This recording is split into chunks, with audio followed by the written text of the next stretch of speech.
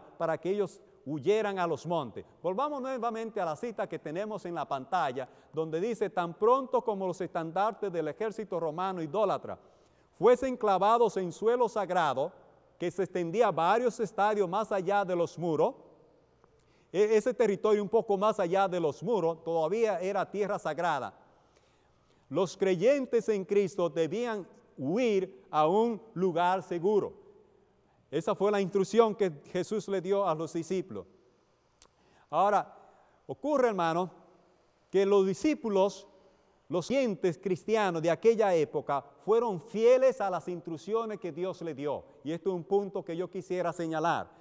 Se les dio a ellos instrucciones de lo que iba a ocurrir en el futuro y ellos fueron fieles a las instrucciones.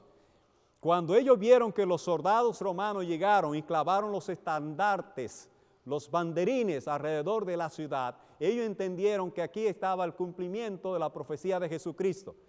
Y note como dice la cita que tenemos en la pantalla, dice: ni un solo cristiano pereció en la destrucción de Jerusalén. Cristo había prevenido a sus discípulos y todos los que creyeron sus palabras esperaron atentamente las señales prometidas. Cuando viereis a Jerusalén cercada de ejércitos, había dicho Jesús, sabed entonces que su destrucción ha llegado. Entonces los que estuviesen en Judea huyan a los montes, y los que en medio de ella váyanse. Lucas capítulo 21, versículos 20 y 21. Así que es importante, hermanos, saber que los cristianos de la iglesia primitiva o de la iglesia apostólica fueron fieles. Y porque fueron fieles, ni uno de ellos pereció. Ni un solo cristiano pereció en eso, y se debió a su fidelidad a la palabra de Dios. En el conflicto de los siglos, en la página 33, la señora White continúa relatando la historia de lo que ocurrió en el año 70. Estamos estudiando el año 70 porque queremos saber qué fue lo que pasó en el 70 para poder entender qué es lo que viene en el futuro y cómo nosotros podemos ser fieles también y obedecer las órdenes que a nosotros se nos han dado. Dice la cita de la pantalla: después que los soldados romanos, al mando del general Cestio Galo, hubieron rodeado la ciudad, abandonaron de pronto el sitio de una manera inesperada.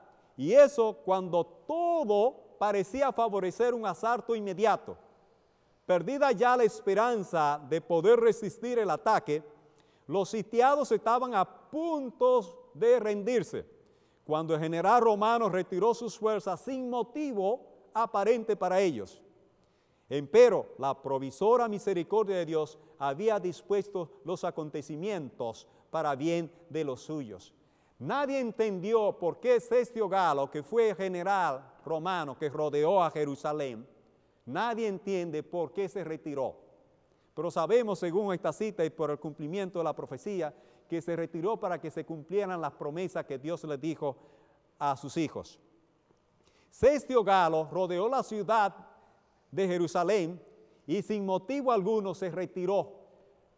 Y cuando Cestio Galo se retiró, los cristianos pudieron salir de la ciudad y irse a los montes como Jesús los había instruido. Es importante, quiero que recuerden el nombre de este general. Es muy importante en el estudio que estamos haciendo porque a nosotros los adventistas del séptimo día también se nos va a rodear. Y cuando veamos esa señal tenemos que entender y recordar el nombre Cestio Galo. Eso es un nombre muy importante que vamos a necesitar más adelante en este estudio. Sigue la misma cita diciendo: ya estaba dada la señal a los cristianos que aguardaban el cumplimiento de las palabras de Jesús. Y en aquel momento se les ofrecía una oportunidad que debían aprovechar para huir. Conforme a las indicaciones dadas por el maestro, los sucesos se desarrollaron de modo tal que ni aun los judíos ni los romanos hubiesen podido evitar la huida de los creyentes. Voy a seguir con el siguiente slide porque es una continuación. Dice: habiéndose retirado Cestio Galo, los judíos hicieron una salida para perseguirle. Y entre tanto que ambas fuerzas estaban así empeñadas, los cristianos pudieron salir de la ciudad, aprovechando la circunstancia de estar los alrededores totalmente despejados de enemigos que hubieran podido cerrar el paso. Conflicto de los Siglos, página 33 y página 34. Quisiera hablar un poquito acerca de esto. Cuando Cestio Galo se retiró sin motivo, Cestio Galo tenía rodeada la ciudad, a los judíos se le había acabado el alimento y todo parecía que Cestio Galo iba a atacar la ciudad porque las condiciones que habían para el ataque eran favorables. Si Cestio Galo hubiese atacado, hubiese ganado la batalla. Pero por razones no inexplicables para los humanos, Cestio Galo se retiró. Y cuando Cestio Galo se retiró, los judíos, al ver que Cestio Galo se retiraba, le cayeron atrás para pelear con los romanos.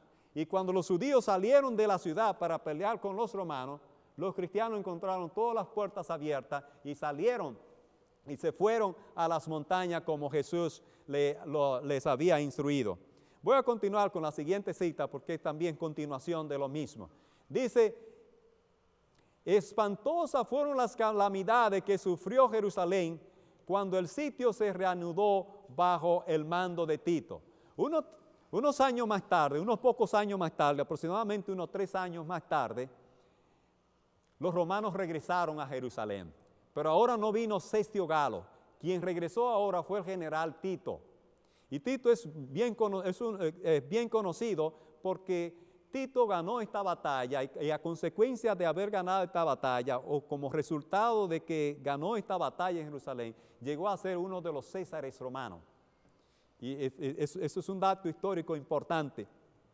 Así que como 3 años más tarde, después que Cestio Galo se fue, y cuando los cristianos salieron de Jerusalén y se fueron, el general Tito regresó a Jerusalén y sitió la ciudad.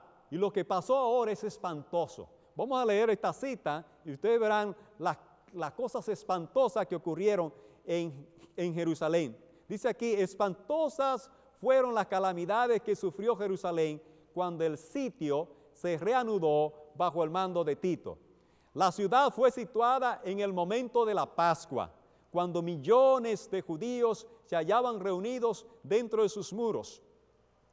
Los depósitos de provisiones que, de haber sido conservados, hubieran podido abastecer a toda la población por varios años, habían sido destruidos a consecuencia de la rivalidad. Y yo quisiera que recordáramos esa palabra.